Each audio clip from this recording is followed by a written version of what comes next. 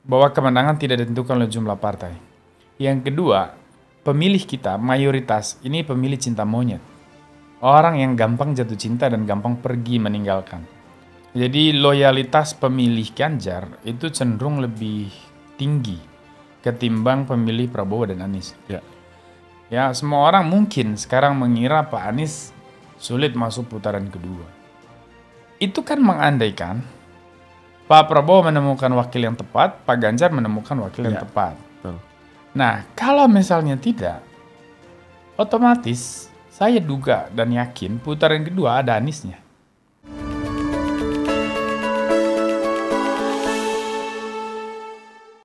Menurut hasil sejumlah lembaga survei, tingkat elektabilitas Ganjar Pranowo itu mengalami kenaikan yang signifikan, dan seberapa jauh kenaikan Ganjar yang saat ini diperoleh ya, itu berdampak kepada konstelasi politik Pilpres ya, bagaimana dampaknya kepada bagaimana itu direspon oleh koalisi capres lain.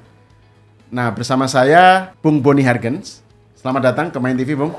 Selamat, terima kasih undangannya Bung Sahal. Nah, ini kan saya baca berita ya, bahwa menurut Bung Boni, naiknya elektabilitas Ganjar itu bisa mengganggu PAN dan Golkar yang sekarang merapat ke Prabowo, dan juga bisa mengganggu koalisi Anies. Jadi ini koalisi Prabowo juga bisa mengalami goncangan, koalisi Anies juga gitu. Gimana Anda menjelaskan itu soal itu? Pertama, kita sudah terkejut ketika koalisi raksasa itu terbangun dan semua orang kemudian melihat ada kans yang sangat besar bagi Pak Prabowo untuk memenangkan Pilpres. Karena di atas kertas memang mayoritas lembaga survei sudah mengindikasikan popularitas dan elektabilitas yang cukup tinggi dibandingkan Ganjar dan Anies. Nah, tetapi ada arus balik. Yang saya bilang ini memang dinamika politik Indonesia banget ya. Khas. Jadi ya tiba-tiba terjadi critical turning point. Ya. Ganjar naik dan Prabowo menurun. Meskipun sampai hari ini tidak signifikan banget karena penurunannya masih di batas margin error. Ya kalau misalnya di SMRC ya, kita lihat SMRC di survei Litbang Kompas dan juga yang mendahului kedua ini yaitu LPI kita. Oh, LPI, betul. Sama, range-nya di margin error. Nah, artinya bahwa tidak begitu menakutkan. Tapi ini satu peluang yang membuat publik terutama yang mendukung Ganjar melihat ada harapan besar. There is a candle at the end of the tunnel lah. Ada lilin menyala gitu ya di ujung terowong sehingga orang melihat ada exit. Dan juga yang dilihat kan trennya. Trennya naik gitu ya. Dan saya lihat bahwa dalam politik yang sangat dinamis seperti Indonesia, apa yang fenomena hari ini atau konteks hari ini akan sangat berbeda besok, lusa, sampai mendekati hari pemilihan. Dan itu yang akan terjadi. Yang terjadi dengan Ganjar hari ini juga itu. Kemarin dia cukup mengernyitkan dahi karena banyak survei membawa dia di bawah tangga Prabowo, tetapi sekarang dia kembali di atas. Nah, ke depan saya kira tren ini akan terus menguat. Kenapa? Saya berpatok pada terutama survei SMRC itu ya. SMRC itu sama dengan LPI. Jadi loyalitas pemilih Ganjar itu cenderung lebih tinggi ketimbang pemilih Prabowo dan Anies. Nah, ini sebetulnya mencerminkan bahwa sekali dia mengalami peningkatan, tren menurunnya akan lebih rendah ketimbang kandidat lain yang loyalitas pemilihnya rendah. Mereka bisa melompat ke atas, tapi jatuhnya juga bisa cepat. Nah, ini kita membaca survei dari teman-teman termasuk lembaga kami. Nah, bagaimana dampaknya terhadap peta koalisi ini yang menarik. Saya sih pertama membaca karakter dari partai-partai yang ada.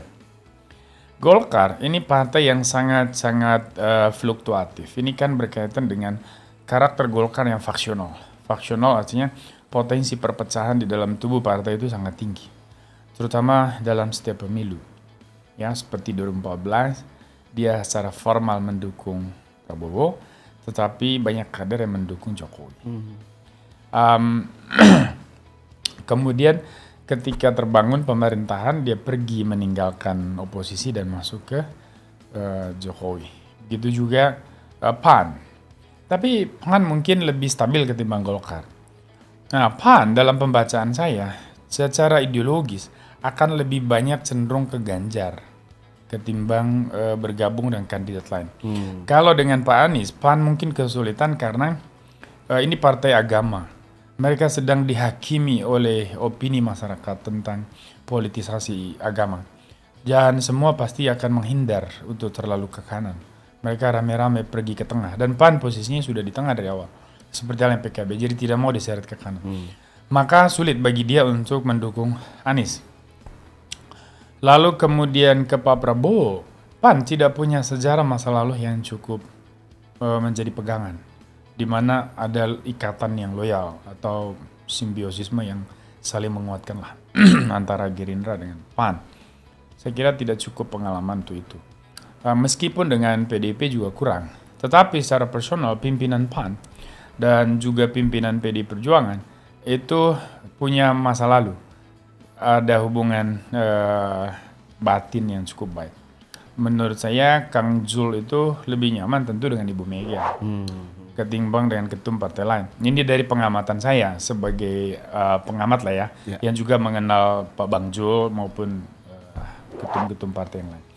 Nah, artinya bagi saya dengan melihat tren Ganjar meningkat dan diusung oleh partai pemenang, dari situasi di mana endorsement Jokowi juga belum final, belum pasti mau ke 08 atau mau ke Ganjar, saya kira partai-partai sekarang berpikir, apakah kita akan melanjutkan koalisi ini atau kita akan berpisah di tengah jalan. Saya kira itu ada kemungkinan karena di tubuh Golkar selain perbedaan pilihan tadi, juga faktor leadership mempengaruhi pilihan partai. Jadi ketumnya siapa akan menentukan arah anginnya kemana.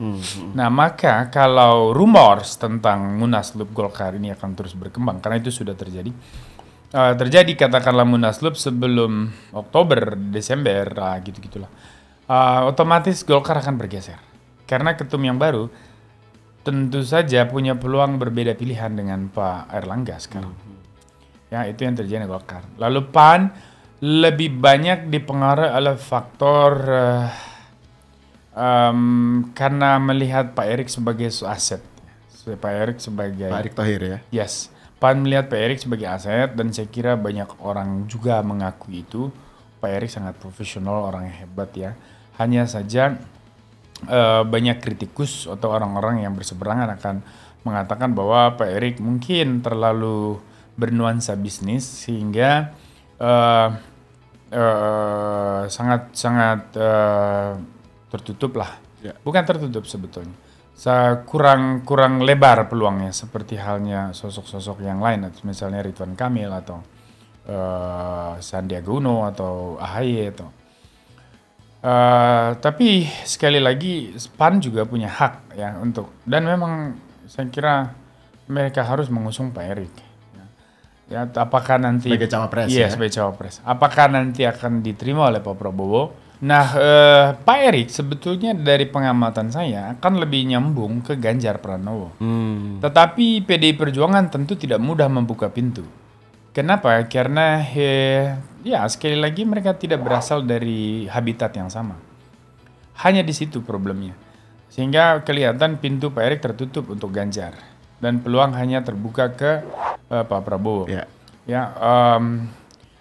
Lalu kemudian apakah ini akan mempengaruhi PAN akan loyal atau tidak di dalam koalisi? Secara otomatis.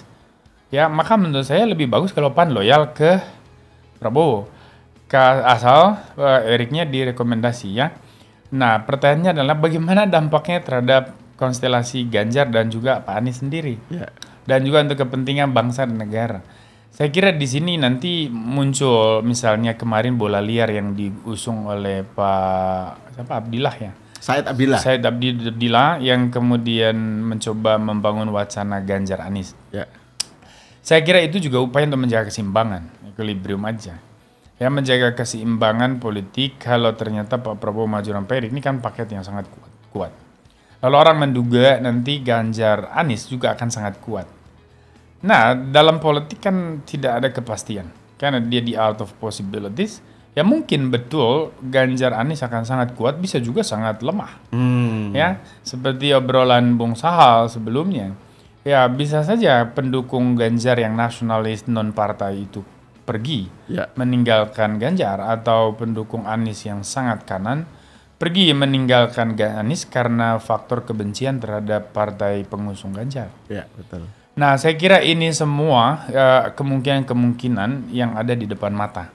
Jadi kalau mau tanya soal yang paling idealnya seperti apa, saya kira Indonesia membutuhkan proses politik yang menjamin kepastian leadership yang akan membawa Indonesia ke masa depan. Dan itu membutuhkan konsensus di tingkat elit. Dalam konteks ini hanya mungkin terjadi kalau Prabowo dan Ganjar Pranowo itu bersatu. Makanya saya katakan di antara 3 orang ini, kalau mau proses politik itu betul-betul diarahkan untuk kepentingan bangsa dan negara, ya kita abaikanlah soal hiruk pikuknya yang sangat membuat repot, menelan biaya dan juga membuat biaya sosial yang tidak terhitung. Ya kita bikin sederhanakan tanpa mengurangi hak demokratis dari setiap warga negara. Ya bikin 2 paket, ya sehingga kontestasi ini menjadi kelihatan sangat ideologis. Jadi silakan Pak Anies maju dengan siapa wakilnya, mewakili kelompok perubahan yang memang dari paradigma politik ingin membangun pemerintahan yang berbeda dengan pemerintahan Pak Jokowi, dan satu lagi membangun pemerintahan yang melanjutkan pemerintahan Pak Jokowi, artinya prototipe. Ya dia pergi membawa itu ke depan, ke masa depan. Nah, kalau pembelahannya seperti itu, bisa juga kita buat pembelahannya ada dimensi ideologis, tetapi itu mungkin agak sensitif. Ya, saya tidak mau pergi ke situ. Tapi untuk itulah maka perlu ada konsensus. Nah, apakah Prabowo Ganjar atau Ganjar Prabowo? Kalau saya ditanya, ya kita harus pertama realistis. Realistis dalam pengertian apa? PDI Perjuangan adalah partai pemenang pemilu. Nggak mungkin partai pemenang pemilu membiarkan orang lain menjadi presiden. Dia harus mengusahakan kadernya menjadi pemimpin. Apalagi Ganjar punya dukungan besar dari rakyat Indonesia melalui survei kita bisa baca. Nah maka ya realistis sih ya Ganjar Pranowo, Prabowo Subianto. Ya tapi dari Prabowo Subianto karena menurut survei dia di atas, maka dia merasa saya harus nomor 1. Ini akan berat ya. Saya kira situasinya kan saat ini kelihatan tenang-tenang saja.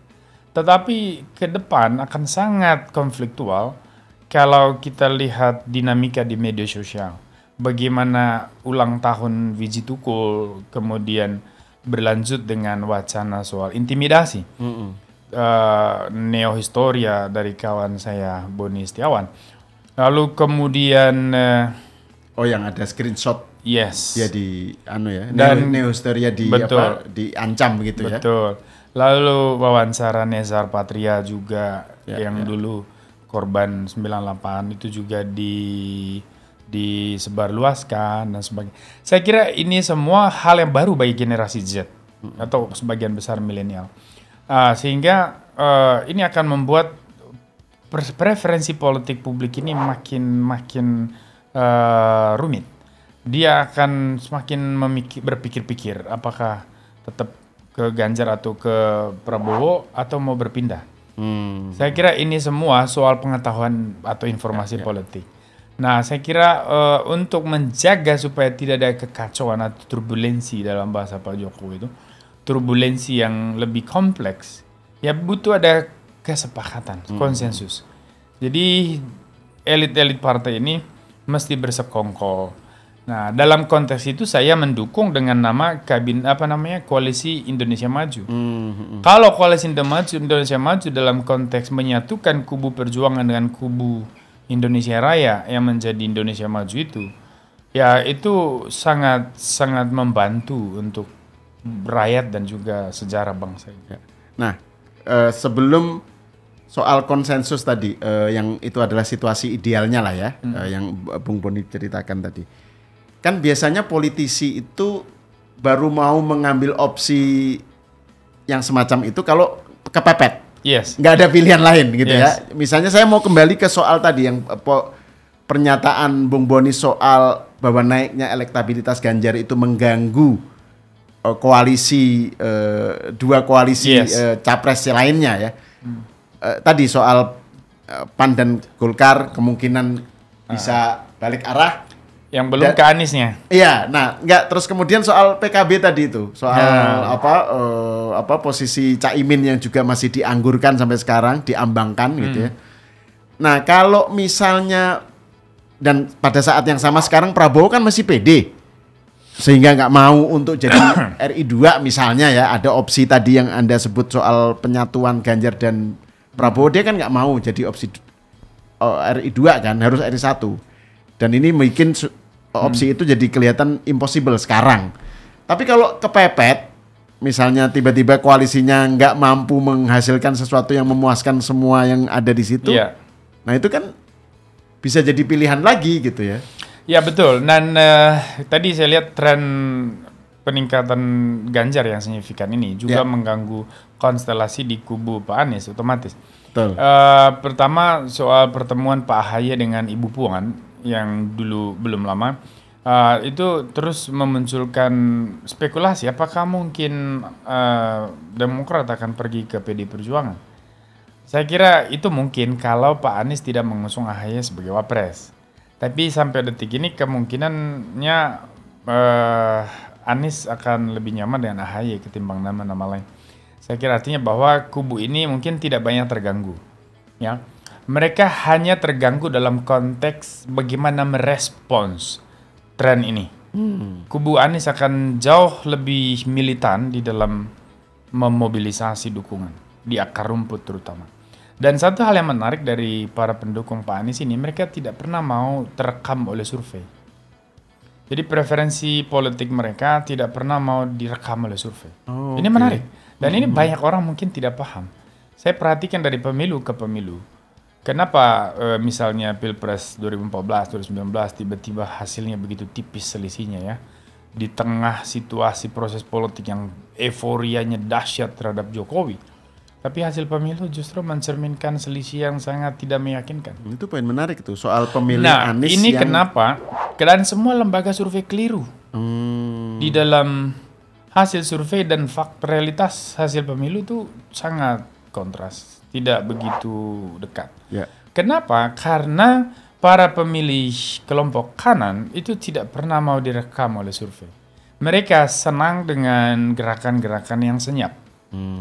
Mereka mau memberikan kejutan. Mereka suka dengan kejutan. Dan sejauh ini yang saya amati, pendukung Pak Anies sedang merumuskan dan merancang satu kejutan. Nah, ini yang saya bilang dulu, hati-hati pendukung Pak Prabowo dan Pak Ganjar. Jangan kalian sibuk merebut simpati Pak Jokowi, mendiskusikan endorsement Pak Jokowi, kalian lupa akar di bawah. Kalian sudah dirampas, dibajak. Karena dari informasi teman-teman adik-adik saya di LPI, di daerah Jawa, di desa-desa, lebih banyak spanduk Pak Anies ketimbang Pak Ganjar maupun Pak Prabowo. Nah, itu artinya bahwa memang betul-betul tim yang bekerja mobilisasi yang sangat rapi dan itu sudah dimulai dari kubu Pak Anies. Dan ini makin menjadi PR bagi kubu Ganjar maupun Prabowo ya, untuk ya harus benar-benar berpaku pada suara rakyat. Jangan kita hanya membangun sentimen di atas permukaan. Nah, ini yang terjadi. Ya, jadi kalau nanti kubu Prabowo dan Ganjar tidak berani membuat konsensus, saya ragu dua-duanya untuk memenangkan pemilu. Saya nggak yakin. Karena kejutan kelompok kanan ini yang dahsyat. Ya, semua orang mungkin sekarang mengira Pak Anies sulit masuk putaran kedua. Itu kan mengandaikan Pak Prabowo menemukan wakil yang tepat, Pak Ganjar menemukan wakil yang tepat. Betul. Nah, kalau misalnya tidak, otomatis saya duga dan yakin putaran kedua ada Aniesnya. Pertanyaannya adalah kemana salah satu dari dua kubu tengah ini? Nah, ini yang kita tidak pernah punya jaminannya, Bung Sahal. Kalau kita berpikir sebagai negarawan, kita pasti cemas di situ. Apalagi kita tahu siapa yang punya masa lalu dekat dengan kubu pendukung Pak Anies. Nah, disitulah keresahan itu mesti menjadi concern semua negarawan di Republik. Ya, ini analisis Bung Boni ini menarik nih soal kekuatan pendukung Anies ya. Kalau yang sering kita dengarkan kalau misalnya ada 2 putaran, artinya ada tiga capres ya, itu pendukung justru kubu Anies yang paling yang akan menang 1 dan 2 itu adalah Ganjar versus Prabowo. Nggak tahu yang mana yang pertama yang duluan, dan kubu Anies ini yang kalah gitu kan, dan pertanyaannya mereka ini mau kemana kan gitu. Nah tapi kalau menurut Bung Boni justru enggak ya, justru enggak begitu opsinya ya. Justru enggak, karena akan terjadi pertikaian dan itu yang membuat, jadi begini Bung Sang, kalau saya amati dari pemilu ke pemilu, jangan melihat kemenangan dari jumlah koalisi partainya. 1, karena pemilihan presiden itu orang tidak memilih partai, orang memilih individu. Dan pemilih kita lebih banyak yang tidak berpartai politik daripada yang berpartai politik. Nah, kemudian yang kedua, faktor sentimen dan isu itu sangat signifikan. Ya, sampai hari H itu, isunya apa, sentimen apa, itu sangat mempengaruhi kepala pemilih. Ya, dan kemudian kita lihat tren peningkatan dari pemilih kanan, ya, kelompok sayap kanan ini, itu memang tidak pernah menembus 25% kelompok ini. Tetapi trennya terus meningkat dari pemilu ke pemilu. Dan dia selalu solid, paling solid dan militan. Dan mereka punya sudah terlatih untuk mengembangkan sayap masuk ke kelompok tengah, bahkan ke kelompok kiri. Mereka mampu melakukan mobilisasi. Dan itu artinya bahwa untuk kelompok tengah ya jangan terlena. Jangan jumawa, jangan mengira bahwa proses politik ini hanya milik Prabowo dan Ganjar. Masih ada Anies. Nah, bukan saya menakut-nakuti, tapi saya hanya mau mengungkap fakta yang sebenarnya.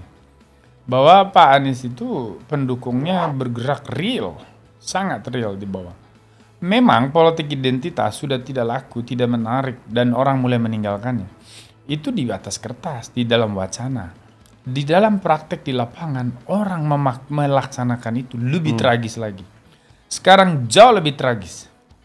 Karena terutama minoritas merasakan itu. Orang tidak lagi seperti dulu masih bisa beribadah di rumah untuk kelompok-kelompok minoritas dari satu daerah, dari satu lingkungan itu ya. Satu wilayah mereka beribadah. Karena kan di agama lain itu, Bung Sahal, tidak hanya pada hari Minggu mereka beribadah, ada ibadah-ibadah di luar itu. Dan itu biasanya dilakukan di rumah-rumah warga. Mengumpul 20 orang, 30 orang. Nah sekarang itu sangat terancam. Di banyak daerah itu tidak bisa dilaksanakan dengan baik. Dan media sudah tidak suka lagi meliput yang begitu. Media sudah tidak tertarik. Sementara ini kehidupan real. Mau media coverage ada atau tidak, ini tetap realitas yang dihadapi. Oke, nah ini pertanyaan terakhir Bung Boni tentang konsensus. Saya mau kembali ke soal ide tentang konsensus atau kemungkinan konsensus itu. Menurut Anda seberapa, dengan asumsi bahwa politik ini dinamis ya, banyak hal bisa berubah kan tadi, yang bahkan koalisi yang ada sekarang pun kita last minute bisa beda banget gitu. Pasti. Nah konsensus itu konsensus dalam arti penyatuan antara Ganjar dengan Prabowo itu menurut Anda kansnya seberapa besar itu? Sebetulnya kedua belah pihak menurut saya sekarang menyadari itu. Dan sama-sama ingin ada konsensus. Karena Pak Prabowo dan Ibu Mega kan tidak punya masalah. Punya masa lalu. Kebetulan dulu saya bantu ketika paket Mega Pro itu 2009. Kita ikut bantu. Nah artinya bahwa mereka persahabatannya dahsyat, luar biasa. Ya tidak ada masalah lah. Tentu saja dua negarawan ini sedang berpikir bagaimana kita bisa menjamin adanya kestabilan politik dan masa depan Indonesia ini lebih baik ke depan. Nah, formatnya yang sampai hari ini belum ada kesepakatan. Ya, itu yang saya bilang, kalau formatnya adalah Ganjar nomor 2, PDIP tentu akan tersinggung. Kalau formatnya Prabowo juga nomor 2, sampai detik ini, Prabowo pasti merasa dia unggul, dia tidak mau. Nah, tetapi saya mau bilang satu hal begini. Seperti yang tadi poin pertamanya, bahwa kemenangan tidak ditentukan oleh jumlah partai. Yang kedua, pemilih kita mayoritas ini pemilih cinta monyet, orang yang gampang jatuh cinta dan gampang pergi meninggalkan. Pak Prabowo salah satu sosok yang super seksi cantik hari ini yang diminati para pencinta monyet. Kita tunggu kapan mereka pergi meninggalkan Pak Prabowo. Ini soal momentum dan soal isu. Maka menurut saya Pak Prabowo dan timnya mesti lebih menyeluruh membaca dinamika politik ini. Jadi buka pintu untuk konsensus ketimbang jumawa itu tidak. Itu akan merugikan kedua belah pihak. Jadi itu aja sih pesan saya. Oke, Bung Boni, terima kasih atas diskusinya. Pemirsa, sampai di sini dulu. Kita bertemu lagi di episode selanjutnya.